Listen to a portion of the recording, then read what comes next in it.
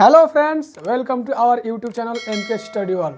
Friends, हम आज कक्षा 9th और 10th का जो ग्रामर का सेकंड पार्ट है, आपका पार्ट ऑफ सेंटेंस का जो सेकंड पार्ट है, प्रेडिकेट पार्ट, उसके बारे में बात करेंगे। ठीक, इससे पहले हम आपको बता दें कि अगर आप लोगों ने हमारे पहले वीडियो को नहीं देखा है तो आप लोग जाकर पहले सब्जेक्ट पार्ट को पूरा पढ़ लीजिए, ताकि आपको प्रेडिकेट पार्ट समझने में किसी प्रकार का कोई दिक्कत ना हो। ठीक, आप लोग से एक और रिक्वेस्ट है कि आप लोग अगर हमारे वीडियो को देख रहे हैं तो लाइक करें, कमेंट करें, शेयर करें और चैनल को सब्सक्राइब करना ना भूलें। तो चलिए हम लोग बिना किसी देरी के आज का अपना टॉपिक प्रेडिकेट पार्ट स्टार्ट करते हैं।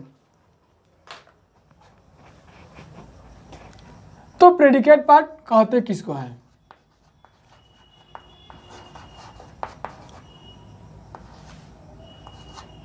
ठीक, यानी कि हम बताए थे कि वाक्य का वह भाग,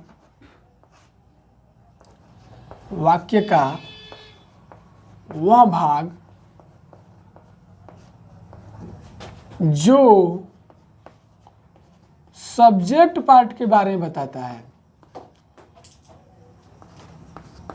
सब्जेक्ट पार्ट के बारे में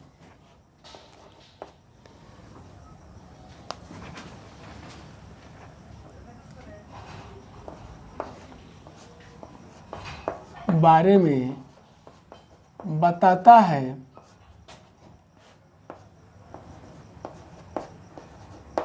उसे प्रेडिकेट पार्ट कहते हैं। Predicate part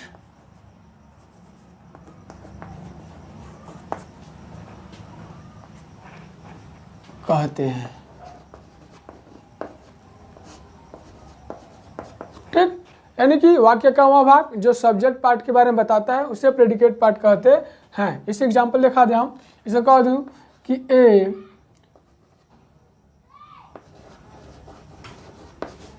a beautiful girl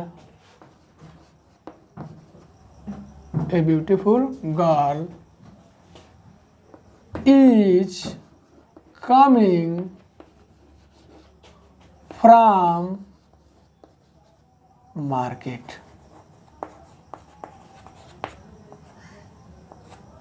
a beautiful girl coming from market, कि एक सुंदर लड़की क्या हो रहा है अभी?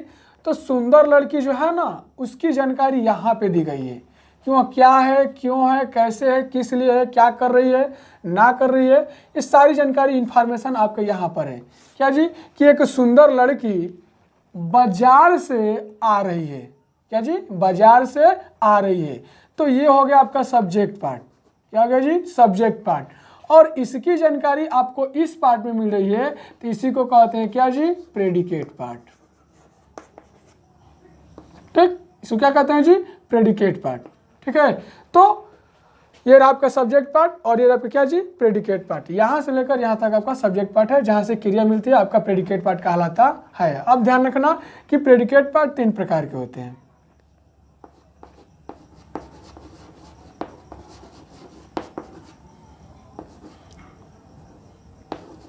जो प्रेडिकेट पार्ट होता है वो 3 प्रकार का होता है।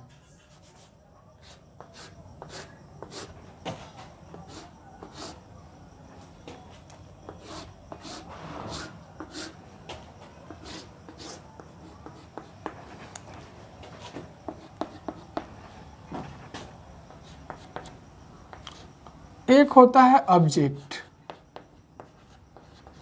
इसको बोलते हैं कर्म। एक होता है वर्ब, इसको बोलते हैं क्रिया। और एक होता है कॉम्प्लीमेंट,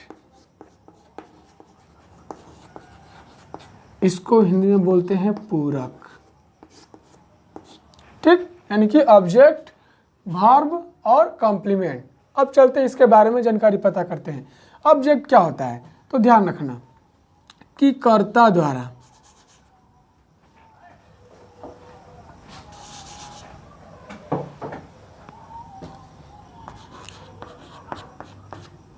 कर्ता द्वारा किए गए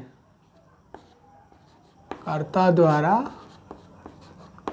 किए गए कार्य का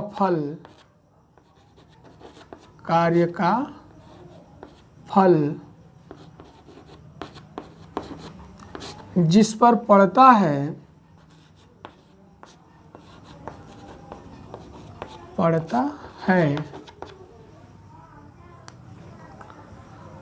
उसे ऑब्जेक्ट कहते हैं।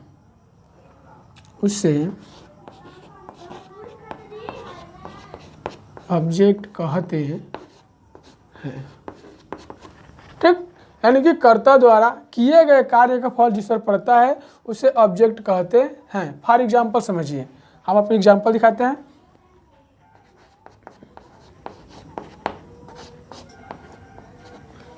इसे कह दूं कि he writes a letter to me. He writes a letter to me मतलब कि वह मुझको एक पत्र लिखता है। वह मुझको एक पत्र लिखता है, यानी कि ही के द्वारा लिखने का कार्य का फल किस पर पड़ा? एक पत्र पर। ही के द्वारा लिखने का कार्य का फल किस पर पड़ा जी? एक पत्र पर। तो वही बता रहे हैं कि ही के द्वारा लिखने का कार्य फल एक पत्र पर पड़ा, तो ये आपका हो गया ऑब्जेक्ट, क्योंकि डिफिनेशन यही कह रहा है। आप डिफिनेशन ध्यान से पढ़िए। क्या रहा है कि कर्ता द्वारा किए गए कार्य का फल जिस पर पड़ता है उसे ऑब्जेक्ट कहते हैं। तो कर्ता मतलब क्या जी? काम करने वाला, यानी कि सब्जेक्ट। ये आपका सब्जेक्ट पार्ट हो गया, और यहाँ से लेकर अंत तक आपका क्या हो गया जी? Predicate part. तो ये आपका कर्ता हो गया, और कर्ता क्या कर रहा है? तो लिखने का काम कर रहा है। किसका जी? लिखने का। अब लिखने का जब काम कर रहा है तो लिखने के बाद इसको कुछ ना कुछ रिजल्ट मिलेगा। ठीक है, जो करता है ही, वहाँ लिखने का काम कर रहा है, तो लिखने के बाद उसको कुछ ना कुछ रिजल्ट मिलेगा। तो जो रिजल्ट मिलेगा वही क्या कहलाएगा? ऑब्जेक्ट कहलाएगा। यानी कि ही के द्वारा लिखने का कार्य का फल एक पत्र पड़ा, इसी को कहते हैं ऑब्जेक्ट। ठीक, तो समझ में आ गया होगा कि ऑब्जेक्ट क्या होता है। ठीक है, चलिए इसके आगे देखते हैं। ठीक, आप चलिए देखते हैं कि ऑब्जेक्ट कितने प्रकार का होता है। तो ध्यान रखिए, ऑब्जेक्ट जो होता है आपके दो प्रकार का होता है। ऑब्जेक्ट जो होता है आपके दो प्रकार का।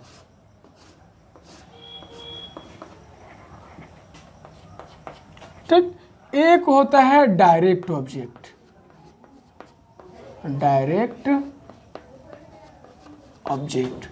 और दूसरा होता है इनडायरेक्ट ऑब्जेक्ट।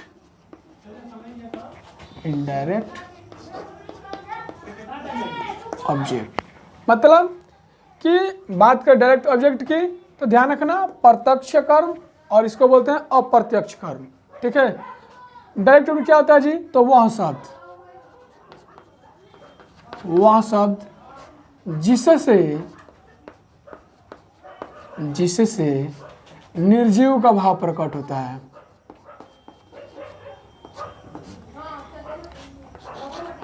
निर्जीव का भाव प्रकट होता है।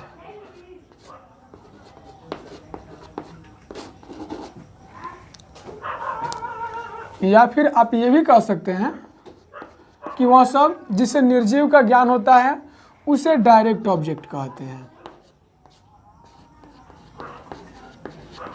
उसे डायरेक्ट ऑब्जेक्ट कहते हैं। ठीक, इसको क्या बोलते हैं जी? तो वह शब्द जिससे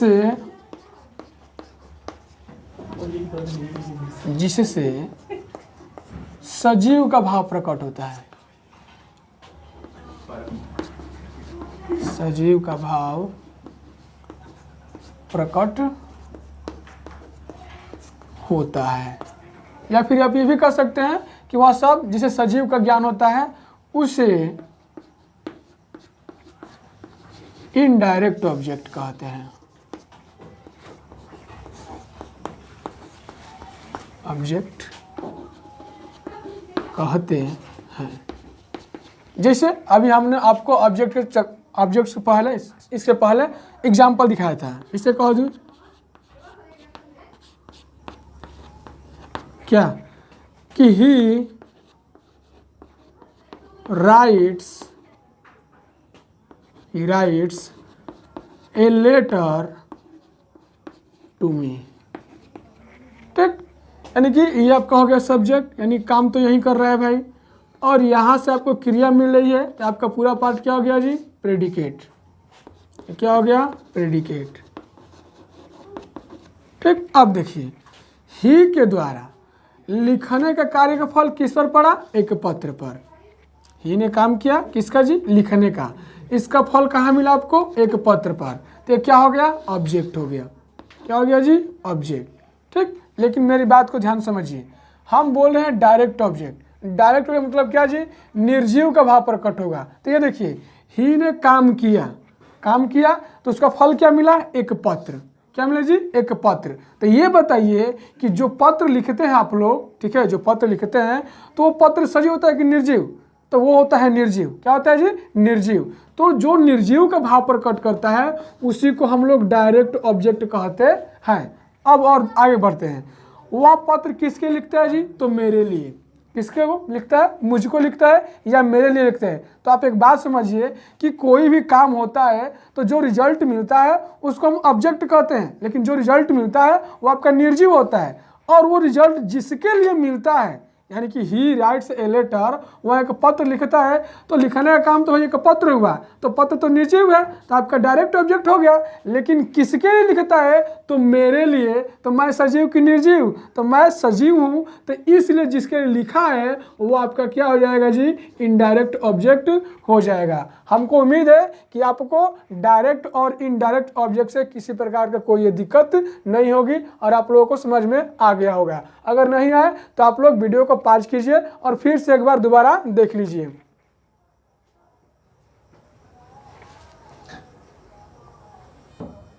ठीक, चलिए ऑब्जेक्ट हो गया। अब दूसरा पार्ट जो होता है प्रेडिकेट पार्ट का, वो होता है आपका वर्ब। चलिए वर्ब जानते हैं क्या होता है। वर्ब मतलब कि क्या जी, क्रिया। तो वर्ब क्या होता है, तो कह दूं कि the verb is a word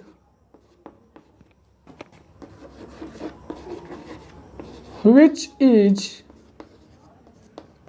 is used to say something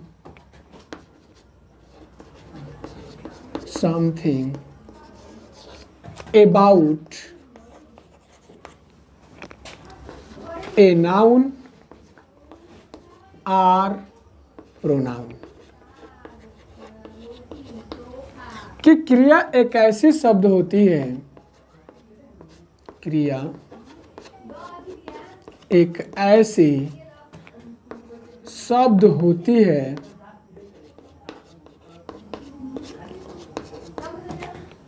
जो किसी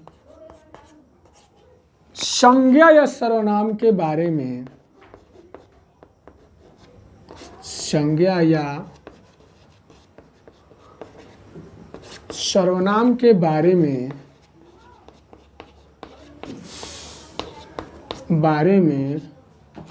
कुछ कहने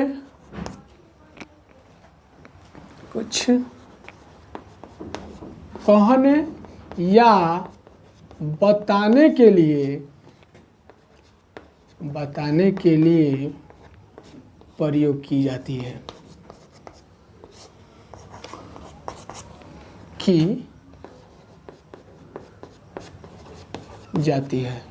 क्या जी, कि the verb is a word which is used to say something about a noun or pronoun।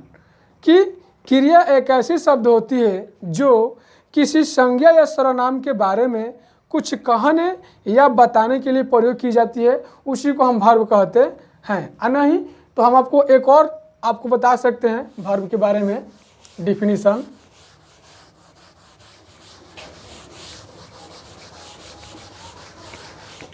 या फिर आप ये कहिए कि verb is a doing word.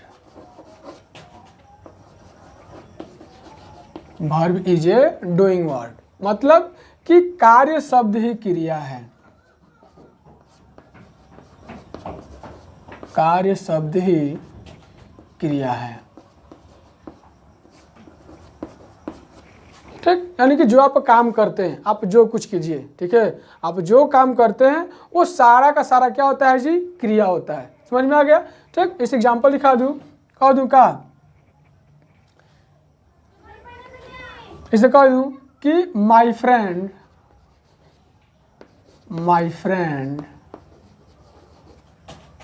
Is weeping. फिर कह दूं कि I know you very well, कि माई फ्रेंड इज वीपिंग, मेरा दोस्त रो रहा है। मेरा दोस्त क्या रहा है जी, मेरा दोस्त क्या कर रहा है, तो रो रहा है। तो रो रहा है मतलब कि कुछ ना कुछ हो रहा है।